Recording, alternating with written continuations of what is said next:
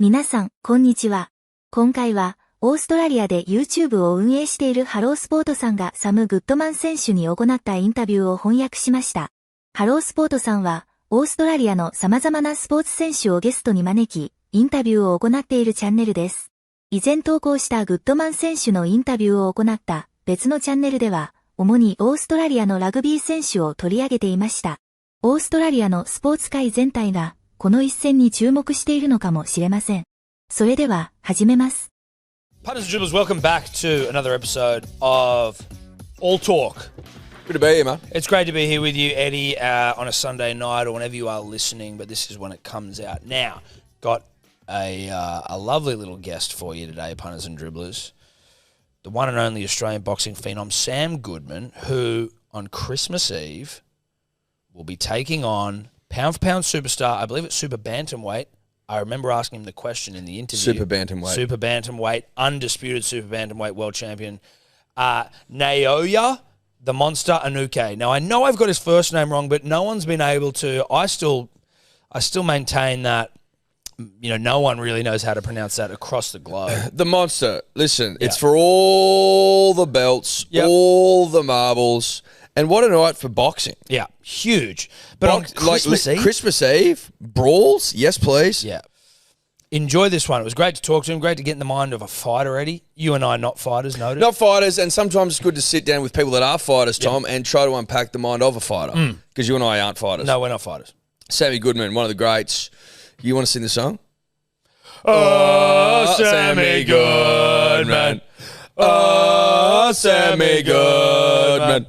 Mate, it's funny. We have been watching you fight. I think the first fight we might have seen you fight was on the Galen Kristevsky undercard out at Newcastle. Would you be on that one? Right. Yeah, so that was one of my first shows, probably with No Limit, I think, maybe my second. ノーリミットとは、オーストラリアを拠点とし、グッドマン選手の試合をプロモートしているプロモーション会社です。Yeah, right.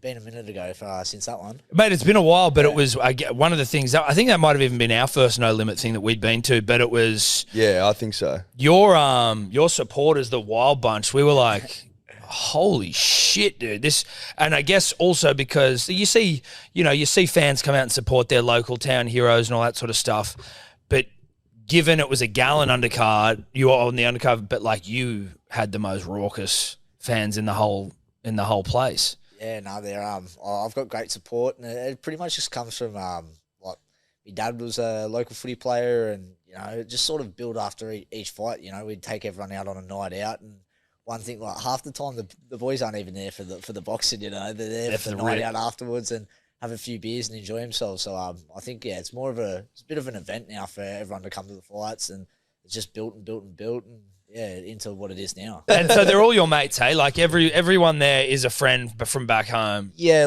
it started out that way. So it started out like friends, and then now it's like friends of friends, and it's like I said, it's just grown. And now after my last fight, I sent everyone after Wollongong. They all come out to the after party afterwards, and then everyone ended up back at mine. I had to gap it to my nan's house because I'm on a drinking ban this year till I win the world title. So. Yeah.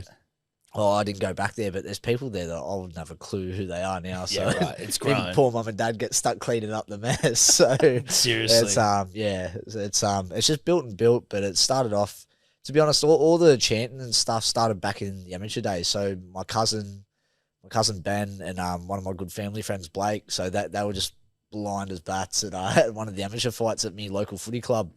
And it's sort of like how it's set up at the clubhouse. It's like a big staircase surrounding it. So it was overlooking the ring, and they were just blind, Sammy Goodman. That's how it sort of kicked off.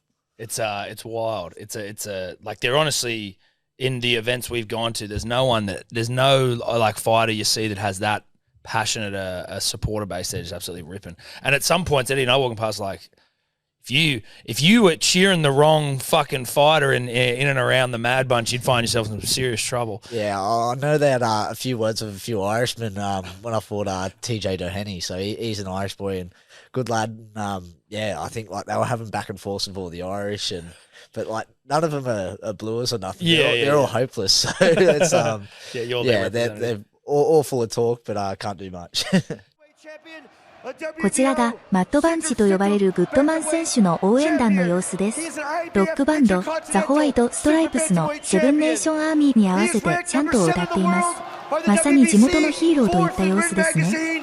First in the WBO and IBF. He is trained by Joel Keegan and Luke Phibbs, representing Complete Boxing. He is an undefeated professional fighter with 18 professional fights, 18 wins, 8 by way of knockout. Introducing Sam Goodman!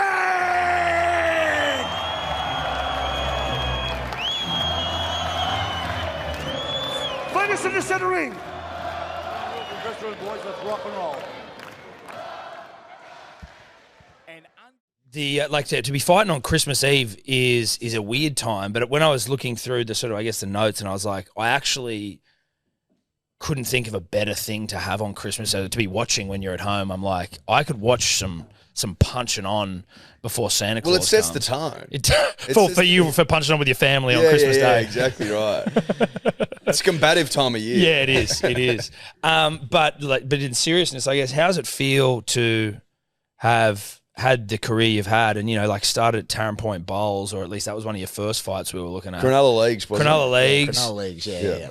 And we love a good leaguey punch on, and then, you're fighting for an undisputed title in Tokyo. What's that feeling like? It's to be honest, I don't really look back too far and get caught up in it. It's always something I set out to do. Like I always said, like everyone was saying, you need plan B, you need to get a real job, or stuff like that. And that was all on the back burner for me. I never looked at anything and said, I'm going to go dig holes or, do something like that.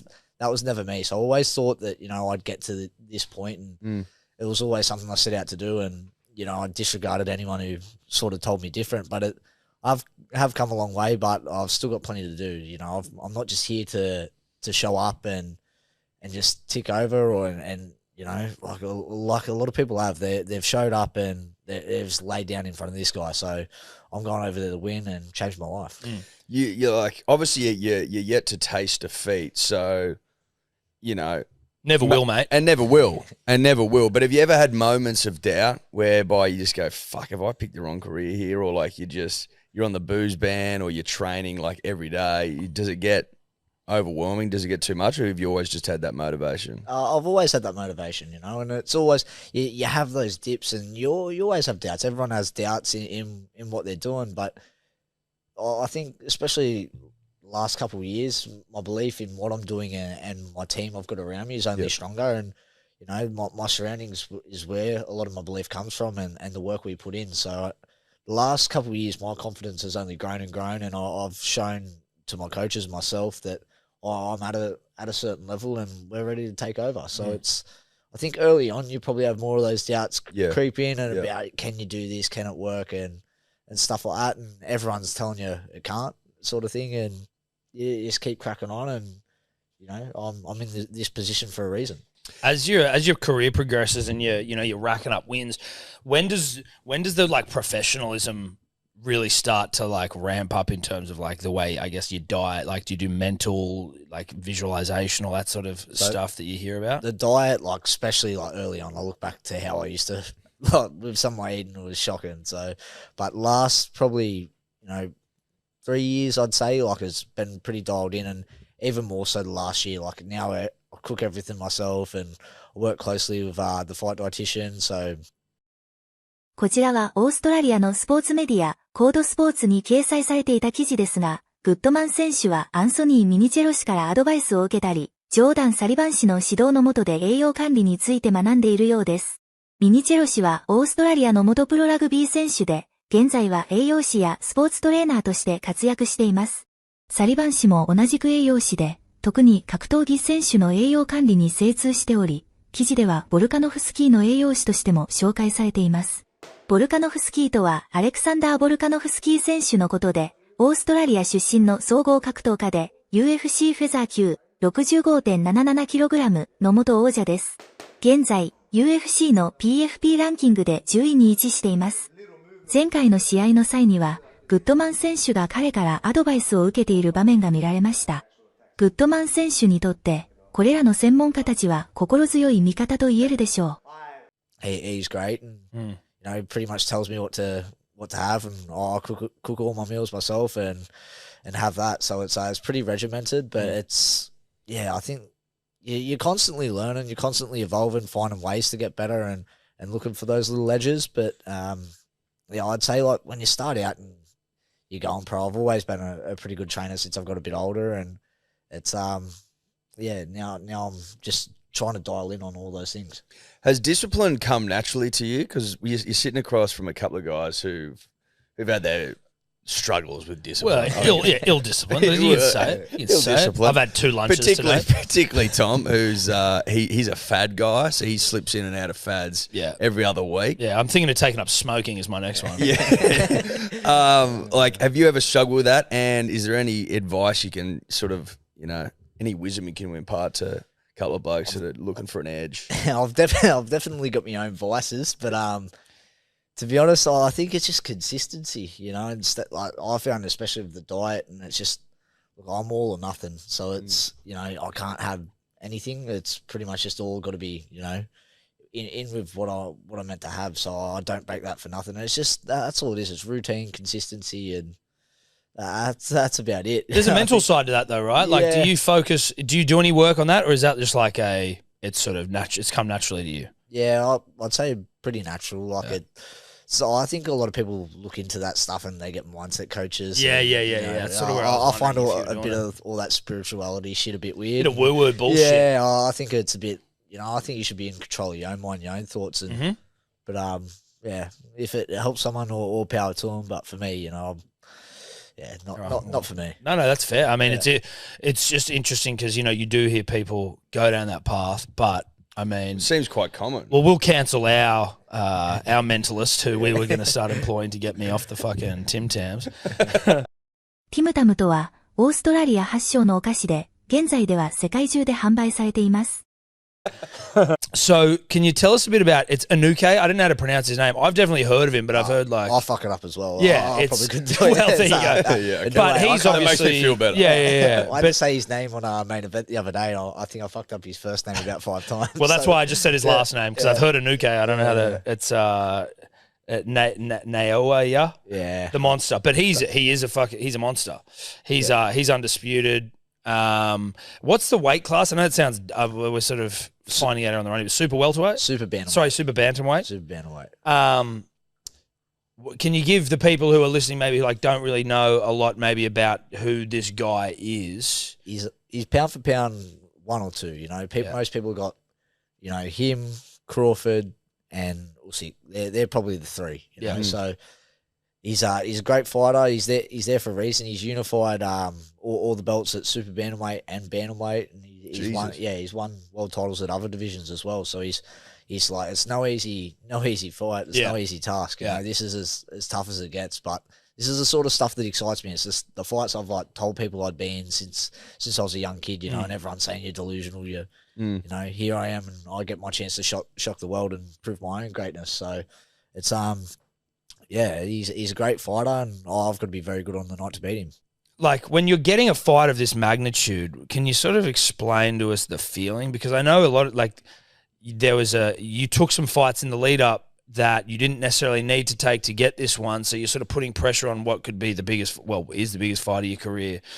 How do you navigate that process of deciding if to take a fight, not to take a fight? Why did you take it? Why did you take those ones before this one? What's the whole process been like?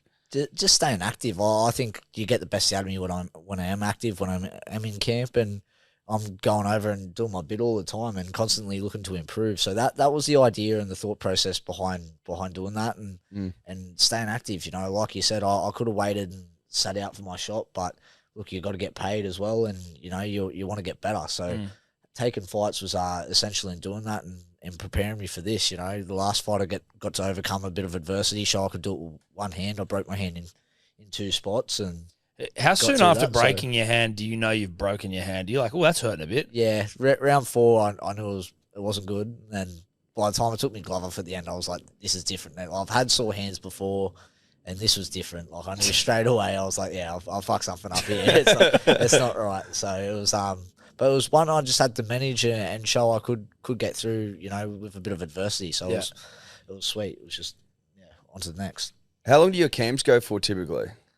This one's going to be longer than any other one. So as soon as we got word that it was going down, like it was just straight away. Straight in. It was like, all right, let's go. I've got to do more than I ever have done before, and just constantly, push to new levels and new heights. So that's what I've been looking to do. So by the end of this one, it'll probably be like 14, 15 weeks almost. Shit. And That how is long is that typically? Like, is it usually like 6 to 8 weeks? Yeah, depending on the time frame of like half the time, like you're rocking up to a press conference. You're going, when is this fight happening? Like you don't even know. So it's it's about 5-6 weeks away. But it's usually camps I'd say 8 to 10 weeks. Yep. I like to have. So, but this one's gonna be longer than any other camp I've done before, and way more work. And you're changing things drastically in camp? No. God, no.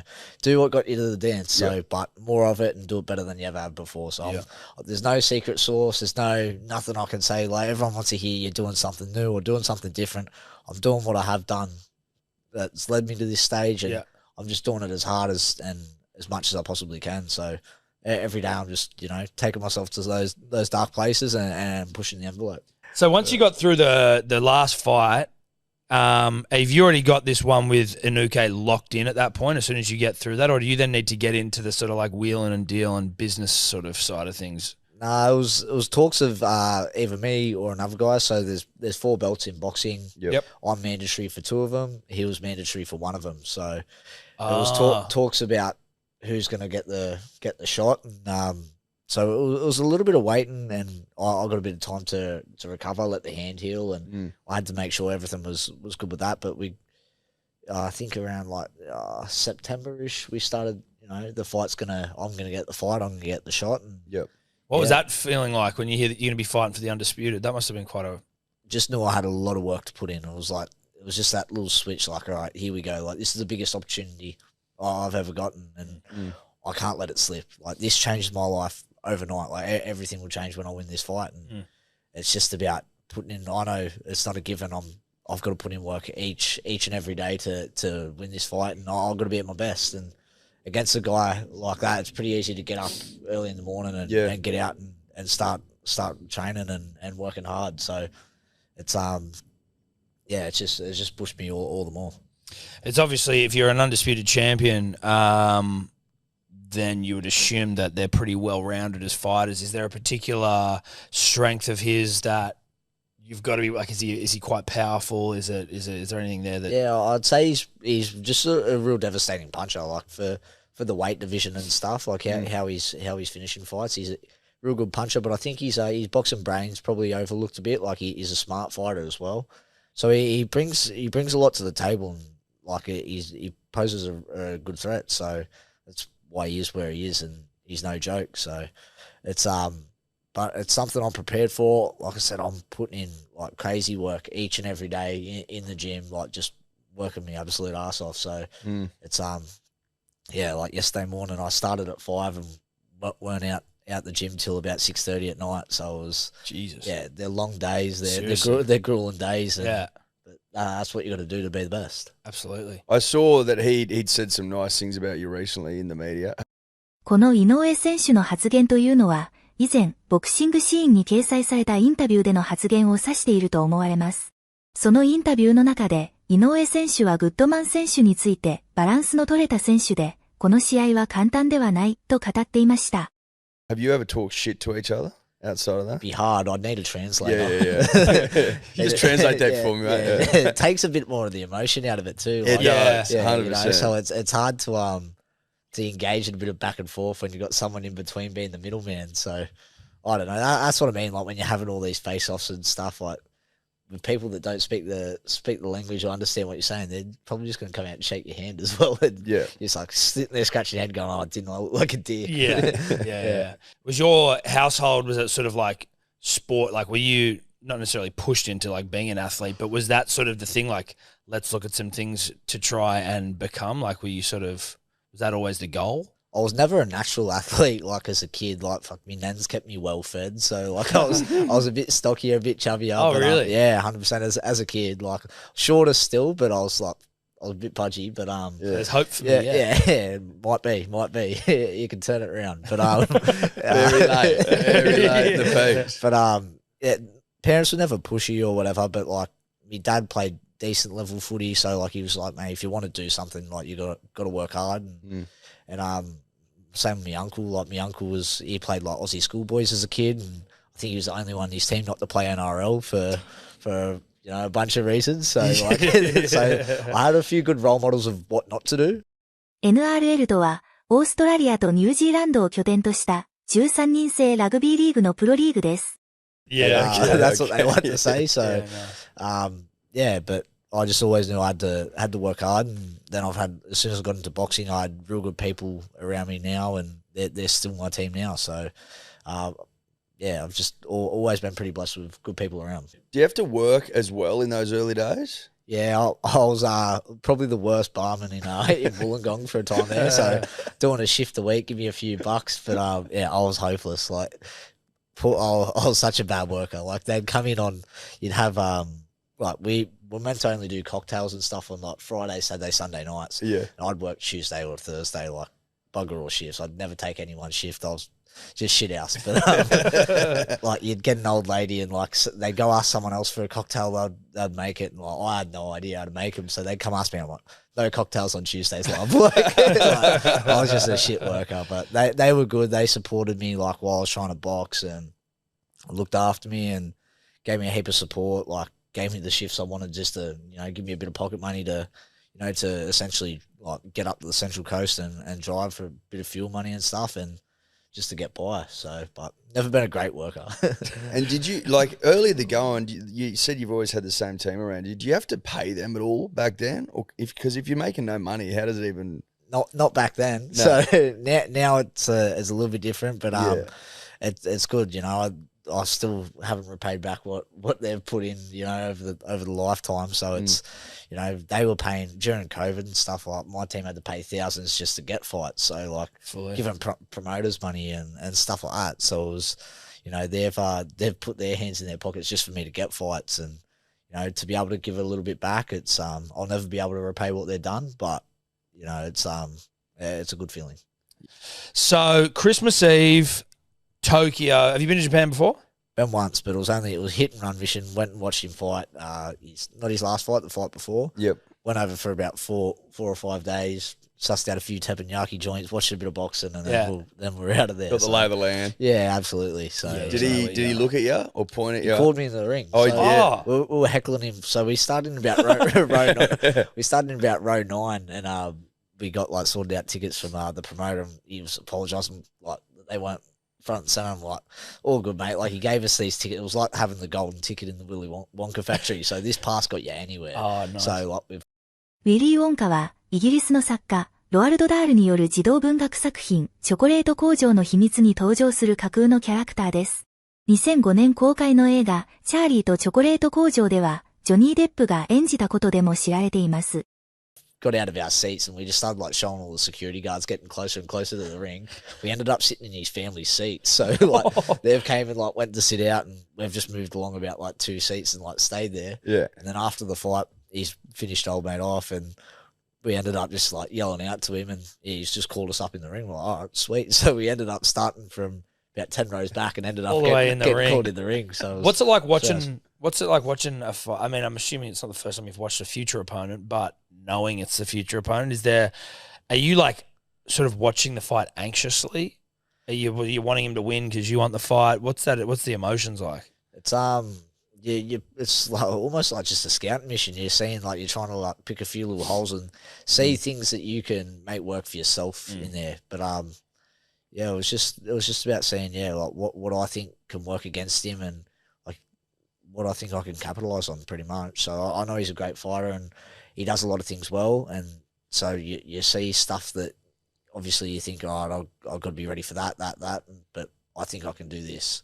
So that's sort of what it is, but I don't try and get overly emotional about it, or let the emotions take over. It will be what it'll be, and I'll worry about winning the fight.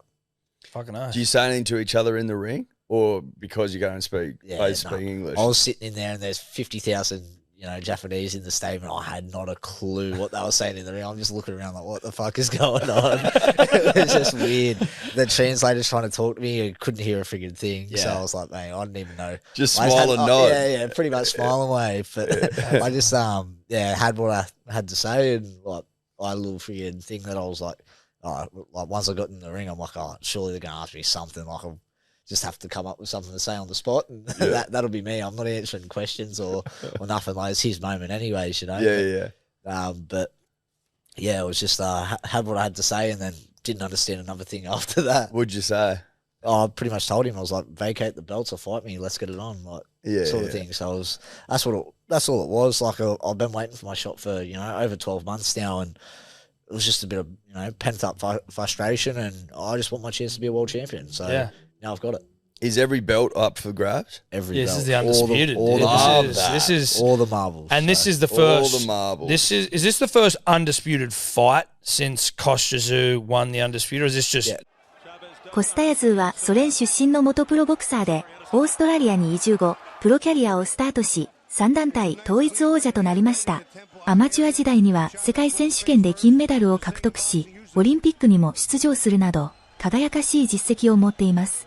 プロ転向後は順調に勝ち星を重ね、メキシコの伝説的ボクサーであるフリオ・セサール・チャベスや、アメリカのスター選手ザブ・ジュダーを撃破しました。しかし、リッキー・ハットンに敗れた後、引退しました。息子のティムズーはスーパーウェルター級の王座を手にしましたが、2024年3月30日にセバスチャン・フンドラとの試合で判定負けを喫し、プロキャリア初黒星を記録しました。その後、2024年10月19日にバカラムムル・タザリエフとの試合で3回 TKO 負けを喫し、復活を目指しています。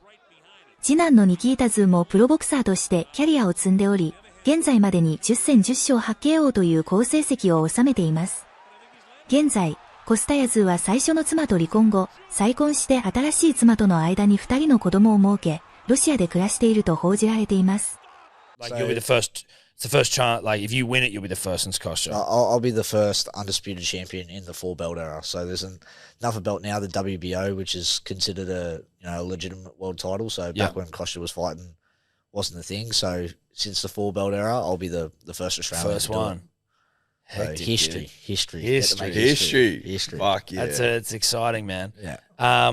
Before we let you go, you are the South Coast is brewing some fighters at the moment, or it has been of late. Obviously yourself, but the great and powerful Alex Volkanovski. Have you got any relationship with him? Yeah. Like, he's great bloke. Done great things for down home and getting the sport out there in like UFC, and mate, he's a champion. So I've got nothing but good things to say about Volk. He's a legend. When Volk was world champion, as you probably know this, but he was denied the keys of the city. When you win, キーというのは、日本で言うと県民栄誉賞や市民栄誉賞のようなものです。Yeah, the mayor of where was it? The mayor of Wollongong or Illawarra. Wouldn't give him the keys to the city because UFC is like violent, basically. That bloke's a soap, so he's got to mate. If anyone deserves the keys for the city, it's the Volk. But maybe when you win on Christmas Eve, I reckon we start hassling him again. Yeah, get the keys out now, surely. Yeah. What do you speak to Volk about? Does he help you in terms of like mindset or preparation, discipline, and those things? Or not really. He helped out a little bit with before my last fight, and it was good to just pick his brains. Like, he's a guy that's been there and done it. Yeah. Just to listen to little things around the sport or going into a fight that you're stupid not to learn off a bloke who's done as much as he's done. Yeah, so 100%. It was good just to have a few like little sit downs and chat about certain things he likes to do. Going into it, like I said, he's been there and done it. Like, so, like in terms of like going seeing mental coaches or whatever, like he's your mental coach. I think they're the sort of like people that you lean on to take advice from, because they've been there and done it and they've experienced it. It's a reasonable way of putting it. It's actually a much better mental coach. Rather than someone who's got a degree and never had a fight in their life. So they can't tell you how you're feeling going. Yeah. Mate, thanks for coming in. It's been really nice to meet you. Again, for everyone listening, Christmas Eve, it's on main event via KO. You don't need a subscription. No, you don't. KO は、オーストラリアのスポーツ専用動画ストリーミングサービスです。ペーパービューを購入すれば視聴可能なようです。